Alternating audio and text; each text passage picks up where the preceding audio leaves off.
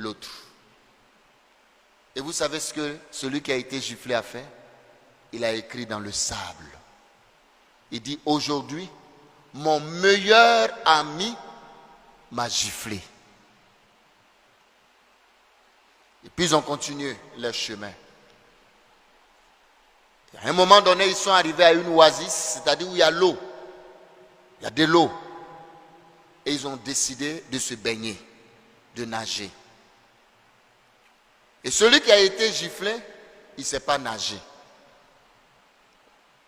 À un moment donné, il a commencé à se noyer. Et celui qui l'a giflé, qui sait nager, va sauver son ami.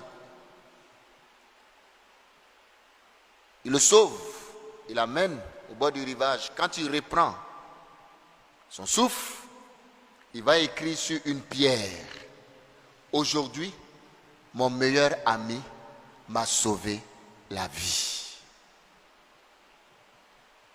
Et celui qui l'a sauvé, qui sait nager et qui l'a giflé, lui demande, mais pourquoi est-ce que quand on a eu notre dispute et que j'étais giflé, tu as écrit sur le sable?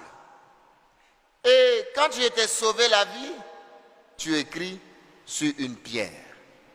Et l'autre de répondre, quand quelqu'un te blesse ou te fait mal, il faut, et on écrit dans le sable, pour que le vent du pardon l'emporte.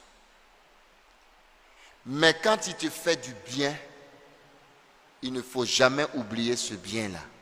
Parce que c'est ça qui solidifie notre amitié. Chers frères et sœurs, c'est la conclusion. Que la haine qui t'habite, la colère, la vengeance, la rancœur qui t'habite, il faut l'écrire dans du sable, c'est-à-dire qu'il faut pardonner. Il faut laisser tomber. Celui qui t'a fait du mal, sans doute il t'a fait du bien.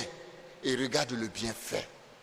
Parce que la colère nous détruit. La haine nous détruit. La vengeance nous détruit. Mais le pardon nous guérit.